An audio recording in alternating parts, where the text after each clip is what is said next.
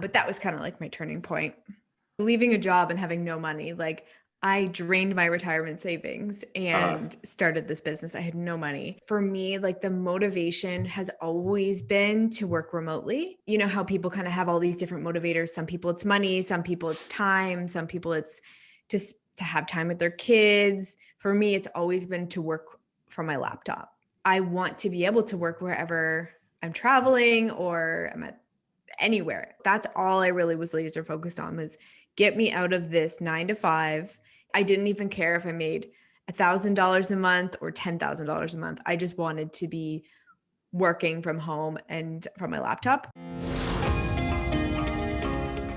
cool. Well, yeah, I'm curious. I mean, I know you from the mastermind and from being on your podcast and all Yeah. the great stuff you're doing. But yeah, kind of curious, like how you got started professionally and what took you to, uh, starting Dot and Company.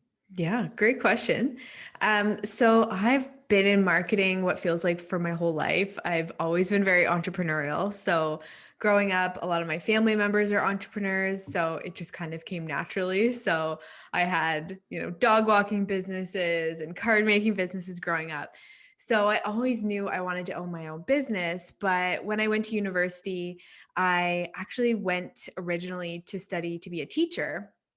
And then the summer going to university, my father-in-law was like, "What are you doing? You should be in marketing. Like you're so creative. You're already doing marketing for all these people. Like just do that." And I was like, "Okay, yeah, I'll go into business." So I did. And where I'm from in Nova Scotia, Canada, we're a small province in the East Coast, and it's kind of known that marketing jobs are really hard to find and good ones are hard to find, especially kind of where we live. So when going into marketing, everyone was telling me like, "Oh, you're going to have to move away from home. You're going to have to move to Toronto or somewhere else outside of Canada." And I was just kind of like, "Oh, like I didn't really realize that." So throughout university, I kind of did all the extracurriculars, did the co-op programs and all that stuff just to kind of give myself that edge. And then after graduating, I landed what I thought was my dream job working at a liquor company here in Nova Scotia. So everyone was like, "Oh, how did you get a job in marketing?" And it was one of those full circle moments. But after a couple of years doing the cubicle life, I realized that the entrepreneur spirit was still there. And I knew I wouldn't last in the corporate world, as most agency owners probably say. So I left and I started working with my family's company in marketing. And even that wasn't an entrepreneurial enough for me. So I just bit the bullet and I quit and I started my own digital marketing agency. Had no idea what I was doing, but I knew enough about marketing and I luckily got a few clients and just kind of worked my way through that. And then kind of a couple of years ago, I was at a mastermind in Fiji. And this is when my business really pivoted because I went there thinking I didn't belong there. I didn't really want to kind of grow my digital marketing agency. I was like, "Oh, this isn't for me. I don't love building landing pages and running Facebook ads. I can do it, but it's not what I like. I don't like to be behind the scenes. I wanted to talk to clients and I wanted to be the front facing person." So I spoke to everyone at this mastermind and they were all like, "Why don't you just focus on that? Like I'll hire you. I'll hire you. I need this in my agency." And that's when Dot and Company was born 3 years ago. So it was kind of one of these long-winded things, but it was, when you think about things that are happening for you as you go along throughout your career, it just kind of lands you where you're meant to be. That's amazing. And I guess as far as I've known you, you've probably had Dot and Company. Maybe I thought at some point you had pivoted, but maybe it was just as I knew more about you and your business and seeing exactly what Dot Company does and focus on, and just wrapping my head around it. Like, wait, this is a what now? And it's just a very specific niche and fulfillment of a need that a lot of folks have. I'm curious about your time in that cubicle job. Like, what was that like? And how did you know? What was that maybe point where you're like, I got to get the fuck out of here Yeah. and start my own thing? Yeah, so it's funny. The role was actually very similar to a client account manager, what we do. So it was very much so the hub of the whole entire marketing department. I was responsible for basically keeping everything running smoothly and being like the face of the department. So essentially, what I do now all day, every day, and what I train people to do. Um, but being in a cubicle, as you know, it's like 8:30 to 4:30 plus, whether you're feeling creative or not, you have to sit there. And the turning point for me was one day I had stepped out for a meeting for the company, and I was downtown for like 2 hours or 3 hours. And I got back to my desk, and the girl in the cubicle next to me was responsible for vacation. And God love her, she was the sweetest person. It's her job. But I got an email that said, "You didn't tell me you were on vacation today." And I was like, "I was out at a meeting." Like, this is not how the world should work. Like, you should trust me. You should know that what I'm doing is the best for the business. And I just kind of realized that that lifestyle just wasn't for me. I needed a little bit more time freedom. I'm very much so someone who is really good at getting my work done and quickly. So I don't need to be sitting at a desk 9 to 5 every day. But that was kind of like my turning point.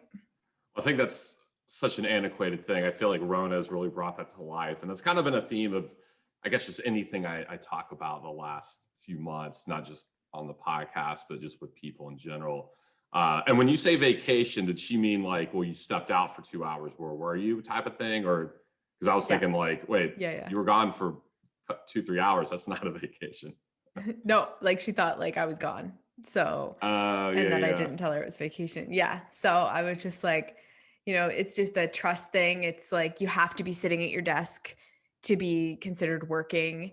And like in the real world, you and I both know that we're thinking about work. We're on our phone, we're answering emails late at night. We're working really hard. So if we're out at a meeting and people think we're just slacking off and not being honest, like I just realized that that was kind of not where I wanted to be. Yeah, I totally agree with you. Have you ever done one of those like personality tests? I think I Yeah. don't know which one I did. I feel like most of them are kind of similar, but I scored very high on the does not listen to authority type of thing, which was, I guess, not shocking. If you knew me growing up, I mean, even to this day, like I follow the rules. I do what I'm told. I'm not maybe not as agreeable as I once was, but I'm like, well, I guess that checks out. Being an entrepreneur, but working with if I'm working with certain people, like a lot of people we know, I'm like, did you tell me what to do? I'm going to do it because I like that Mhm. kind of certainty. But I'm curious if you've had a similar personality trait. Yeah. I have done a number of them, and they all kind of say similar things that I get bored really easy. I'm very creative. I need to be kind of on my own terms, like entrepreneur to a T. And like don't like to be put in a box of like this is what you can do, can't do. Like as marketers, like we're naturally creative, so having to kind of sit in a little box cubicle, have rules around us just doesn't it doesn't really work well, or not in the long term generally. No, not at all. Well, so after your liquor job was when you worked for the family business for a little bit, and then Yep. you quit that as well to start.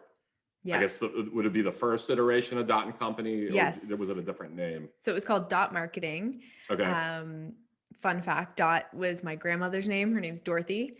Uh huh. So she was alive at the time I started Dot Marketing. So we named it after her because her nickname's Dot. And then I wanted to keep that going with Dot and Company. So as we kind of grow and start to create different arms of our business, it'll probably keep that same name. But yeah, so I left the family business, started doing digital marketing. I just kind of started falling into the whole like how to build landing pages, click funnels, like the whole thing, and social media marketing. And yeah, like writing copy, everything. Um, and I still do have a number of clients from that day, but it's good. Like I kept the ones that I really like, and now what we're doing for, we work with agencies doing client account management. That is 100% where I was meant to land, and that just comes like so naturally, and it's fun, and we get to really work with agencies. So it was kind of growing a business, of course, is is challenging, especially at the beginning, like figuring out who you are. But I just, I feel like once you're in flow with what you're meant to be doing, it just feels right. That flow is huge, and I want to talk about that more. But I'm curious in general on from what you had said on how people were talking to you about, hey, get into marketing, but you're gonna have to do this, that, and the third. You can't stay in Nova Scotia. From that to the family business, was there a point after, or from the liquor business to the family business into your own thing? Was there ever a point when there's like a lot of, I guess not to say haters, because a lot of people mean very well, especially those close to us. But did you get a lot of kind of like concerned questions and comments from people that are like, Taylor, like, what are you doing? What you had a great job, then you worked at your family business, and now you're wanting to do something else. Like, come on now. Was there anything like that? To be honest, most people were very like happy for me, and maybe they said stuff on my back. I don't know. Don't care. Yeah. I did have one person who was very like, that's risky to start your own business and da da da. And I just ignored. And that person is still in the same spot that they were 5 years ago. But yeah, like I think people weren't surprised that I was doing it just because I do come from a lot of entrepreneurs and it's not scary. And I'm kind of a risk taker. So I think people weren't surprised, but maybe I was just so into it that I didn't even hear any of the negative things that people may have said because I was just laser focused. This is what I'm doing. Like, I don't really care what you think. Um, so to be honest, I don't know if Yeah. people, yeah. No, that's good. I mean, that's super tough to deal with. And the other side of that is, what was kind of your own inner dialogue and, doubting yourself, or maybe you were just like, nope, I'm super confident. And I've talked to some folks that are like that. And it's cool to see. That's part of why I love just chatting with people and hearing how they come, but or how they come up in the world of starting their business. But was it Yeah. mentally, like, was it a mental, like, grappling and wrestling with kind of doubt and fear and all Oh that going yeah. from the family into your new Yeah. business? Like leaving a job and having no money. Like I drained my retirement savings Uh, and started this business. I had no money. Luckily my partner still had his full-time job, so that was like the safety net. Um, and we also had started renting out kind of a basement apartment in our house on Airbnb, so we had a little bit of money, and I was just like willing to do whatever it took. And for me, like the motivation has always been to work remotely. um, you know how people kind of have all these different motivators. Some people it's money, some people it's time, some people it's just to have time with their kids. For me, it's always been to work from my laptop. And 99% of the time I'm sitting at my house and that's what it is. But I want to be able to work wherever I'm traveling or I'm at anywhere. And so that's all I really was laser focused on was get me out of this 9 to 5, and I want to just work from home. And I didn't even care if I made $1,000 a month or $10,000 a month. I just wanted to be working from home and from my laptop. And so once I kind of got to that point, I was like, okay, everything else is gravy. Because I think that was kind of my motivating factor. And obviously things change now once you kind of have those things checked off. Um, but yeah, that was the biggest thing for me, was just to get to that point. and I think I feel like I love that because I've yet to talk to somebody who's like, yeah, I started this business because I wanted to make 10 grand a month or 20 grand a month and I wanted to be filthy rich. Like, I don't think anyone ever gets into it for that. Of course, the freedom of income and kind of having it uncapped and being able to explore it is amazing. But almost like the common theme with a lot of entrepreneurs is it's like they want to prove something to themselves, they want to accomplish something to support a lifestyle, and at least those are the ones that seem to be the most happy and find fulfillment in what they do versus folks that are like, oh man, like every day is a struggle and my business is like a jail because they're trying to, I don't know, maybe do something that isn't fully aligned, and maybe they're not in that flow. I mean, to go back to some with that point you made of why are you in business if it's not to support a lifestyle that you want to have? And especially if you're doing it just because you think it's cool to be Mm. your own boss. Like, dude, being your own boss, like, kind of sucks, Yeah. you know? Yeah. Yeah. There's a lot of baggage that comes with it. But I think you're right. Like what you said is the lifestyle thing. And I think a lot of people don't think about that as much as they should because the lifestyle means this is something that you're doing every single day. And it has to fit with how you want to live your days. Because I know everyone says money doesn't make you happy. Money does make you happy if it fits your lifestyle. Um, but you really have to think about what that lifestyle looks like because your ideal day is going to be different than mine. And I live in the North Pole and I don't want to be here in the winter. And so my lifestyle choice is to work remotely and make enough money that I can travel and get out of the snow. And obviously coronavirus changed that, but like that was a huge motivator for me. I don't like the winter. So my job now can fulfill that. But for some people, it's not that. Maybe it's financial. Maybe it's they're $100,000 in debt and they need to pay that off and they want to live this lush lifestyle. That's different. And I think, like you said, like lifestyle is so important to consider when you're thinking about having your own business because it's so much more than just being your own boss. It's every day. Yeah. And I feel like that to that point, like if someone was thinking of starting a business, maybe it's someone, right out of college or really at any age. It's like, well, why do you want to do it? Like, well, to be my own boss. Like, well, you should probably rethink that because do you know what that really means Yeah. of who you're still accountable to yourself and to the people who are paying you money. In a Yeah. way, your clients are kind of your boss. Now you can set the right expectations and manage them well, but like that, it's almost like this fantasy. I feel like that a lot of people get sold, and then they find themselves in a position like, "Oh, this isn't what I wanted to be." Yeah. And I think a lot of people don't realize that when you start your own business, you might be signing up because you love marketing, but you're also the HR, you're the accountant, the lawyer, the admin, the answering the phones, answering the emails, hiring, firing, billing, like everything that you don't realize that you actually have to do when you start a business, it can be really overwhelming. So I think you have to have bigger motivators than just being a boss. Absolutely, yeah. And why is that something to strive for? Like, boss is Exactly. such a terminology that I've never loved. It's one of those like eight things from the 80s and 90s, like, oh, my boss Yeah. that I can't or whatever. Yeah. Um, Curious if you were able to have traveled this winter to get out of the North Pole, where would you have gone? Oh, anywhere hot. Yeah, definitely a hot person. We had a few trips planned. Where were we going? Mexico, San Diego, Europe for a honeymoon, supposed to have a Uh-huh. wedding, all those things. But you know what? I think it gave us an appreciation for home and I can survive winter and it is okay. Um, but like my long-term goal is to split kind of the year, like half traveling somewhere warm and then half here in Nova Scotia. That's amazing.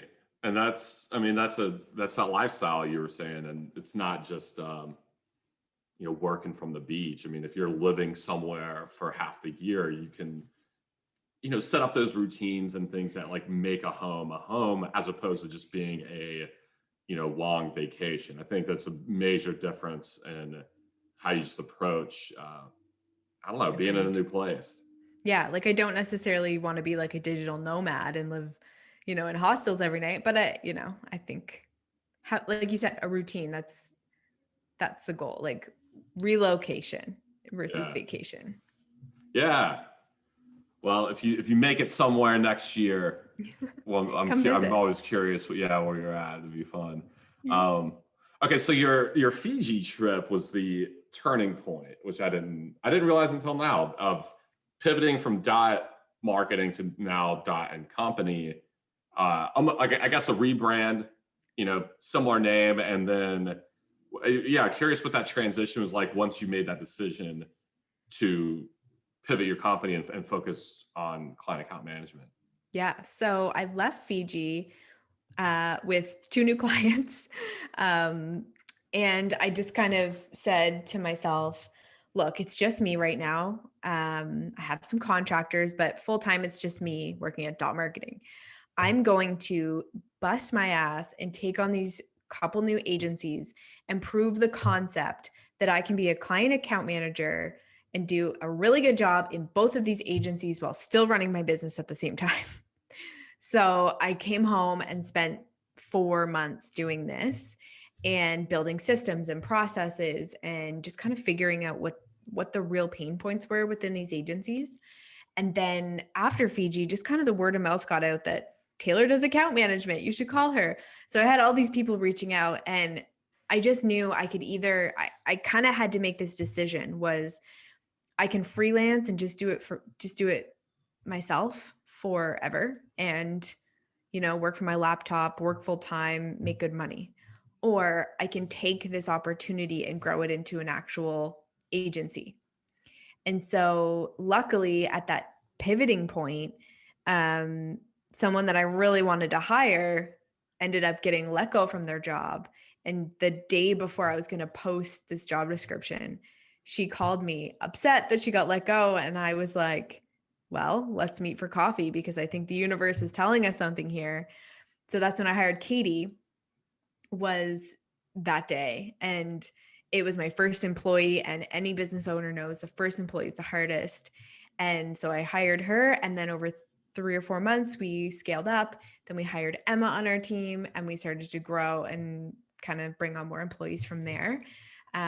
So yeah, it was kind of it felt really slow at the time, but it was very much so prove concept before doing anything. And I really believe in that. Like, really understand who the audience is, do a really good job yourself, and then start to grow from there. Yeah, and to have make sure the infrastructure is there. Is it valid, or is it just like a couple of these folks? And then yeah, just seeing the demand of people like, well, hey, you need this, and I'll go talk to Taylor, which is such an amazing thing about niching. Do you have is it a mix of employees and contractors that you've got? Yeah. So Yep. how many of each do you have? So we have 4 full-time and 4 contractors. So because we're in Canada and we have people outside of Canada, naturally it's a contractor model. Um, and then for some, it's just kind of how we set it up, because for me, the biggest thing in our agency is that I want it to be the opposite of a corporate feeling business. So I don't like the feeling of having a full-time employee and having to max them out until the point where they're not fulfilled. Like, I want people to have a little bit of say in terms of how much work they want to take on. So for some people, we have kind of more that contractor model because it gives them a little bit of that entrepreneurial spirit, but still being inside of our Dot and Co family. But yeah, it's an equal mix, and I think it'll continue to look like that as we scale, just depending on the roles and what we need in the business and who the people are. Mhm. And it's almost like, and I'm just curious of your model, guy, because I think it's brilliant. Would you think of yourself almost like a staffing company where with these contractors where you train them and then you're getting the clients in and then kind of placing them into um, maybe one of them, or depending on like what you were saying with their workload and what they want to take on, maybe one of these contractors is with, I don't know, 1 to 3 agencies, and you can handle all the payments and all that back end stuff. But is that more or less how, at least with the contractors, look? Yeah, like textbook, it is kind of that model. So how we work is Carly on our team, full-time job is to hire and find really great talent. So she's on the phone with agencies and also on the phone with potential client account managers and making sure that this is going to work. So when we're hiring people who will work with Dot. So they have to have our values, our work ethic, our personality types. In order to even come into work with Dot. And then the agencies that we look for have certain criteria too. They have to have really good values. They have to have great clients. They have to be really good agency owners to even kind of work with us. So it's similar to a staffing model in a sense, but we have a very robust hiring system and a very robust kind of sales process to come work with us. Yeah. Yeah. You're screening these agencies for you know, values, culture fit for the cam that they're gonna work with, and it's like, you know what, you seem like a jerk, so I'm Oh gonna yeah. not work with you and subject someone to your jerkiness. Yeah, because we keep these clients for years. So if we're kind of matching a cam with an agency owner that we don't think is very nice, it won't last long, which isn't the goal. No. How often has that come up? I'm just curious, like what an experience where you've talked to someone and been like, dude, I don't know, this is not a fit. It happens. Generally, they slip through the cracks. Sometimes they actually do end up working with us, and then we just kind of, after a few months, if the values aren't there, it won't last like in any business. But um, we have really, really good kind of referral networks who are referring people to us who are just really awesome and just like us. So I would say the majority of people are really nice and really awesome.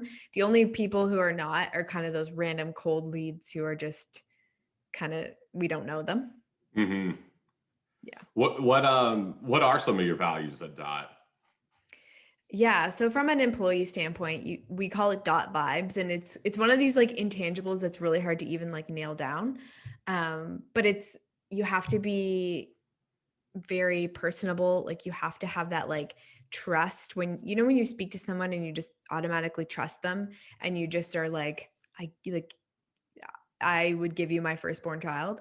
Um, that's kind of like the vibes. So they have to be really hardworking. They have to have really great um, like person to person skills. And they just have to come from a background of like really enjoying working with people, because that's literally our job is to manage clients and keep relationships. And then from the agency standpoint, they have to have the values of, um, they have to have be able to give the reins to someone else. Like they have to trust us to work with their clients, and they have to just be very open in terms of their communication and things like that. And how do you hire for that? I'm so fascinated by that because I feel like you've, if there's a code to it, you've cracked that code from the cams that I've met on your team. What stands out to me is that it's like everyone's got like this vibe of being just like putting me at ease. Like I know they're going to handle it. It's a very calming uh, way of I guess just interaction. But that I totally know what you mean on that. Like yeah, I just know they're going to handle it. I trust them. I was thinking of my previous business where I had some amazing folks. My like hiring, recruiting, and training was like my all-time favorite thing. And there was a couple we were like, hey, who's the goat? Me and like the other full-time guys, where we're looking at our part-time staff of like 30, like, well, the people who are in the greatest all-time category, I'm like, well, I don't know anything specific that they did that was just far and away better, but it was just consistent good work. And then a couple, one employee who's, you know, like she was a senior in college, she worked like 1.5 seasons for us and like was immediately in that conversation. I'm like, what made her so great?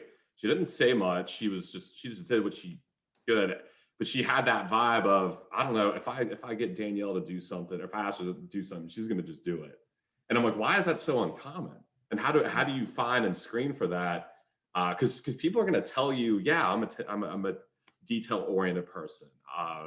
But then when push comes to shove, a lot of times it's like, hey, do these three things, and then a day later they're like, I only did one of them. Mhm. Why not? Why did, you know, all that kind of stuff that when it works, it feels so easy and natural, but it's not as common as we think. So I guess, well, you've got that someone on your team who's doing that full time, but is that something y'all have strategized on, really broken down like those concepts or those personality traits that you want to look for and screen for?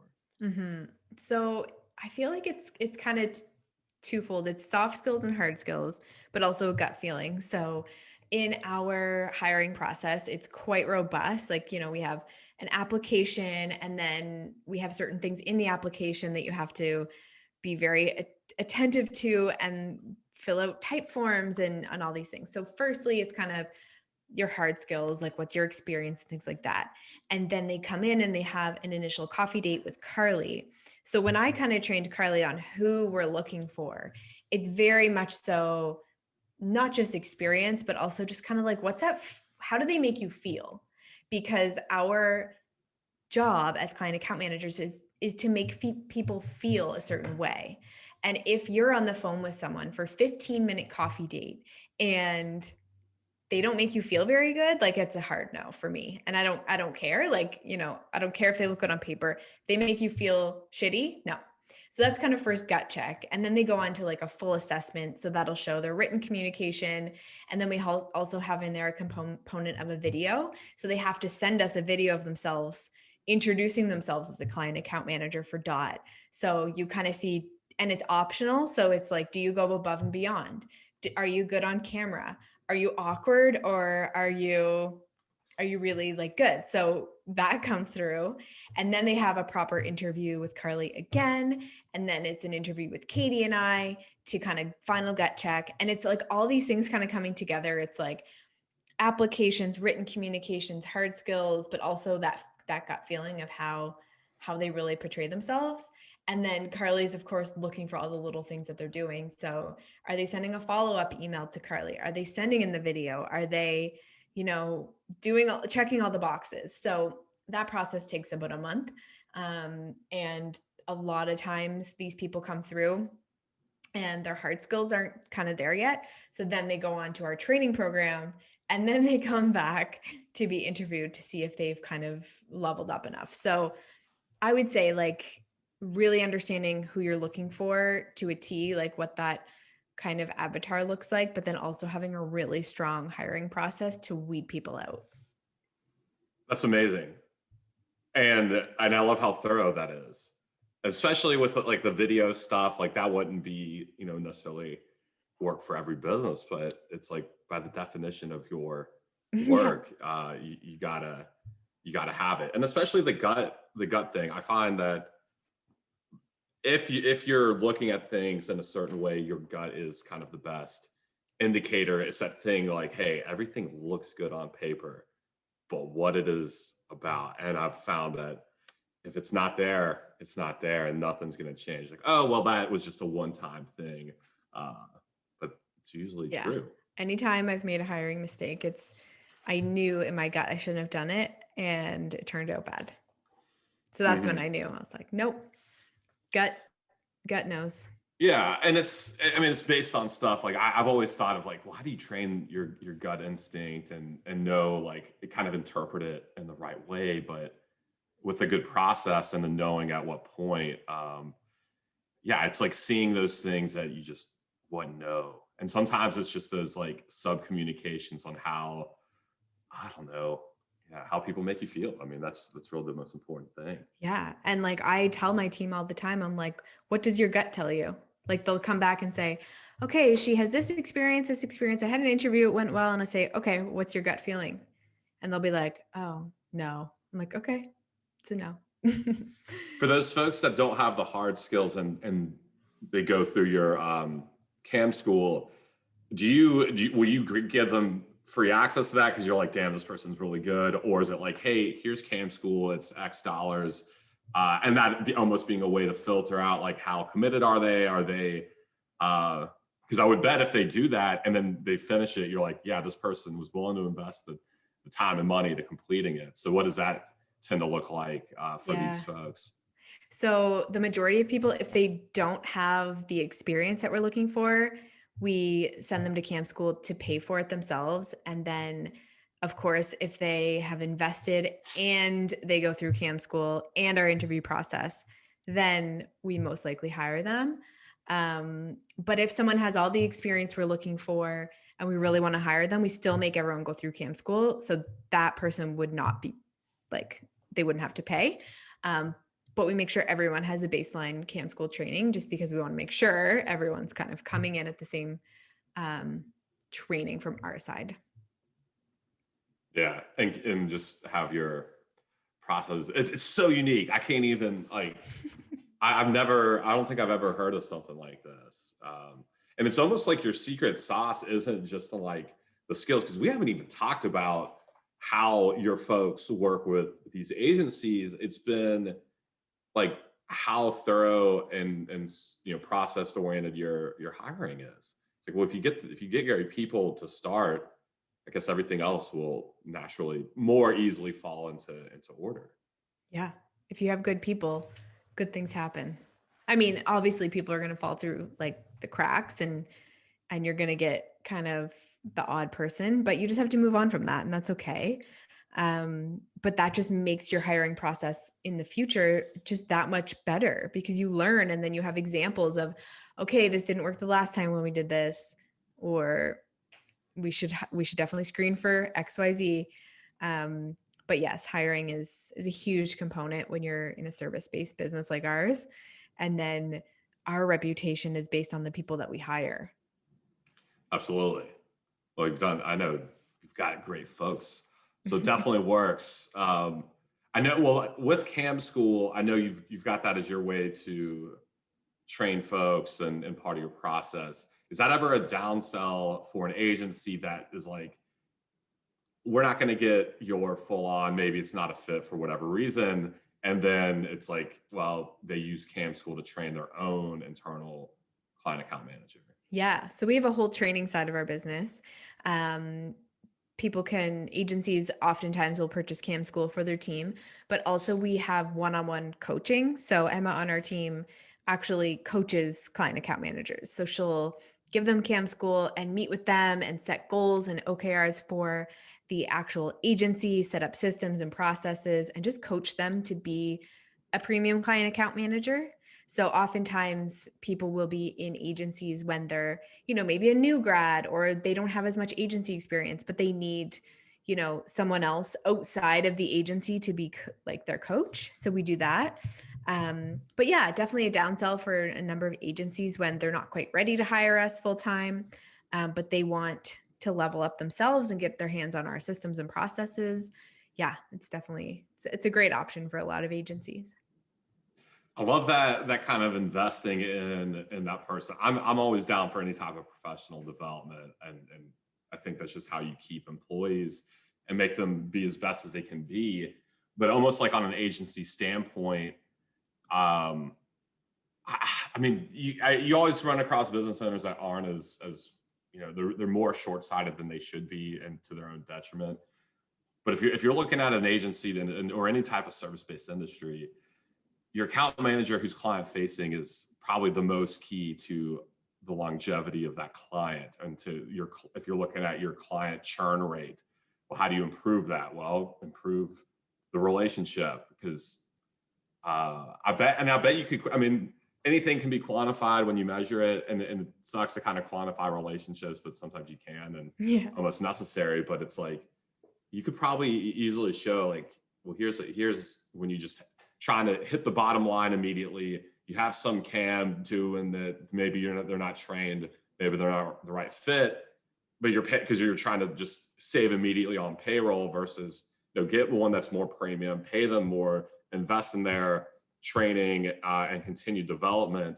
Because if you can keep more clients over the course of a year or 2 years, or the length, like, that is a significant amount of money. Significant. Oh, yeah. And Massive. the less work that you have to do as the agency owner, the better, because you can work on new stuff. You can work on the brand and sales and all the other things that come with running a business. Mm-hmm. At what point, I guess, like, because it's client account management, but it's also just like project management. Now, when did that come, kind of spark, where you're like, wait, this role seems like it's that client facing, but it's actually a lot more than just client communication to and from? Yeah. So when I started, like our service menu looked so different. And I kind of had project management split out. But after kind of working with a number of different agencies, I realized that in order for me to do a good job or for someone on my team to do a good job, we need to manage the project. Because if I'm speaking to the client and they're asking me questions and I don't know when their project's going to be finished, well, I look silly. So I need to know how the project's going. And also, like, if we can be a project manager and a client facing account manager, that's just the best bang for your buck when it comes to an agency owner's budget for hiring. So it just makes sense for us to do a good job. Yeah. Well, it's kind of it's that thing that's naturally there, but it's not immediately, I guess, obvious for the agency owner of those roles being specific. And it's, yeah, the client account side, but also you could say like the operational side, and maybe I don't know, maybe some of your cams work with, director of operations, depending on the size. I don't think a ton of agencies have it. But if they're at a certain level, they probably do have some kind of operations director. Yeah, yeah, we do have some. So one agency that I work with, I work really closely with the director of operations, and um, we just kind of work together on things. She's more internally facing, I'm more externally facing, and it just works really well. And then for smaller agencies, we kind of have like an operations hat because we're looking out for the agency. We're making sure that things are running smoothly, like, hey, did this person pay their invoice, or is there, anything additional that I can help with? Like, we do wear a lot more hats than just client facing, and project management operations is definitely a huge piece of it. Where do you see Dot and Company going in the next even year? They'll say Yeah. next 1 to 3 years. Yeah, I think we've barely even tapped the surface of what we can do. We're aggressively scaling our team, which will allow us to work with more agencies. So, would love to have a team of 30 by the end of the year. We're at about 11 or 12 right now. So, kind of getting there. And then our training and product side is really exciting and fun. So that is going to be a huge component and helps a lot of different agencies who are not necessarily in the point where they need to hire us, but they need help training and optimizing their system. So scaling up that side is definitely the goal. But yeah, like I find myself getting more and more removed. So it's so cool to see kind of the team just taking the vision and growing it and hiring people and getting new agencies on board who are a really good fit. So yeah, just definitely like tightening up our internal team once we can go on trips, doing more kind of retreats for client account managers. Um, but yeah, definitely going big. Love that. And it's staying in the marketing agency niche, or anything of expanding into other types of industries that would, have a need for a similar type of person. Good question. Right now, staying in the marketing space, but eventually down the road, you never know. Customer service side, social media content side would be awesome as well. Um, yeah, the options are endless.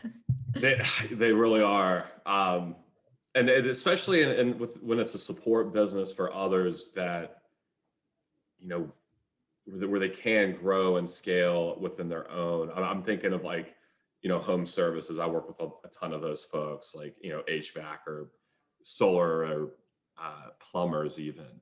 And so if you've got a business with a ton of clients, well, then how do you manage that? And it's almost, I don't know, that's like your resource. That's your base. If you've got a ton of people that you've worked with, well, how do you maintain that relationship? It's almost like you're in the business of relationships. Yeah, and then suddenly you're thinking of like millions and millions of businesses out there that you could potentially service. But yeah, it's just, I guess, taking it one step and Yeah. tapping out the other. I know the space is, yeah, because we're in the same groups of seeing how big just digital marketing can be, and especially with just this area of Facebook ads or digital ads in general versus those, like, I guess, the more traditional agencies that have the fancy cool offices. You don't really know exactly what they do except for like, I don't know, they like make expensive websites and brands. Uh, Yeah. but yeah, very, very interesting, all those spots. So Yeah. well, I don't know. I'm curious, like, any cool stories from the streets that you've got, or any kind of like hot take or story that's like, this exemplifies my philosophy, beliefs on how to approach business, whether it's your business in general or agencies or anything that might be helpful. Just curious. Hmm. Hmm.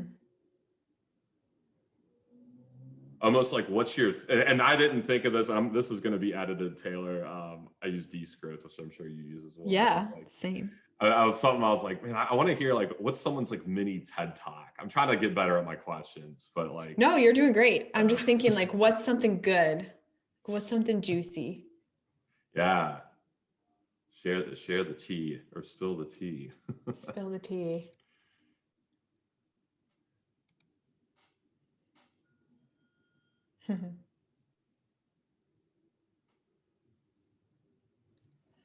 Just thinking,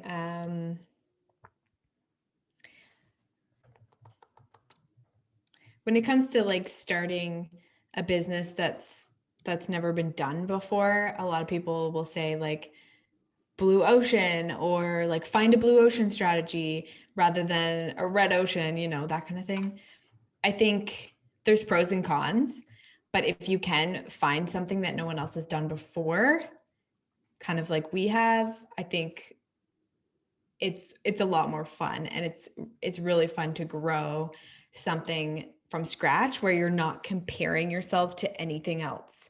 You're actually creating it. And it's not like, when we were starting our pricing, it wasn't like I could go look like at a digital marketing agency and what are they pricing, or what's a social media marketing agency doing. Like, I'm just creating it based on what I really believe we should price or what our services should look like. And I think that comes into any business, is that you can quickly start to compare yourself to what everyone else is doing, and that's going to stunt your growth. So if you're just getting into business, or if you're rebranding or pivoting, like, sit down and think about what you really want to do and just do it, and don't look at whatever everyone else is doing, because it just gets too confusing. And I did that for years, and I think that's why I couldn't grow my agency, was because I was trying to do something that someone else already did. But the second that you find kind of that flow, like we were talking about, and you're just creating it, just go with what you think and don't look at what everyone else is doing.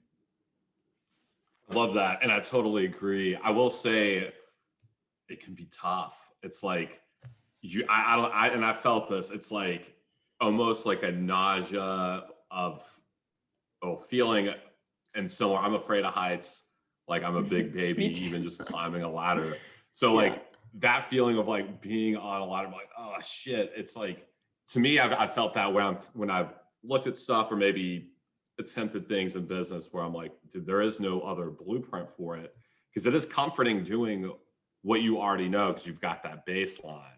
So I mean, is that something that you've overcome, or just that you when you truly see the opportunity and the possibilities, maybe that just goes away because you're like, no one's done this, and it can be massive because of the opportunity. I can see it going both ways. Yeah, I think fear stops a lot of people, obviously, and I'm fearful of things. We all are. But I think the biggest thing is to trust yourself. And until you trust yourself, you'll never be able to take that leap of faith, or quit your job, or start a business, or just trust yourself to grow anything. And I think that if you can find a way to just get rid of the noise and just start, like, just put, like, it doesn't matter if you don't make $10,000 the first month or $20,000 by quarter three. You just have to start, and you have to learn, and you have to make mistakes, and you have to fumble, and you have to trust yourself that you're gonna be okay and that you're gonna get back up.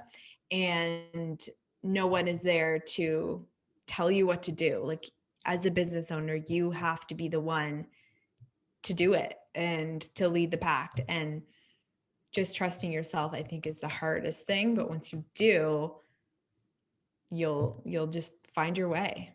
Yeah, it's a very, very liberating feeling, Mm-hmm. of which again I can attest to from experience, because I was that opposite. And it's almost like you can take something that is generally good advice and execute it and not get any of the good results. Like it would be good advice to tell somebody new, like, hey, ask people who are smarter than you, more experienced, and get their opinions on stuff, right? And that's what I did in my first business all the time. And then I realized, wait, I'm doing what they're saying and I'm still fucking up, or it's not leading to the end result that I want. And that was a pivotal moment. And I've had to remind myself of this constantly. Like, I mean, this was like 8 years ago. And like, well, at a certain point, like I got to just think what I think is best and go with it. And what sucks is that when you do that, you have no one to blame but yourself. And it's like the least sexy mantra ever. And this is why I feel like, you know, anyone that hears it, you're like, shut up. It's like, hey, take responsibility. There's actually a lot of freeing power in that. It sucks to hear, especially if you're like, it sounds like a thing your parents tell you, which it is. But if you can take responsibility, it means you have if you have power to change. If you don't have the responsibility, well, someone else has all the power. That sucks too. So that's the issue of being your own boss. If someone's telling you what to do and it doesn't go right, you can blame them. But if it's your decision, you have to blame yourself, so to speak. But then that leads to trusting yourself and then learning and self-correcting, and that's how you grow. And that's all that you said was just, it resonated with me.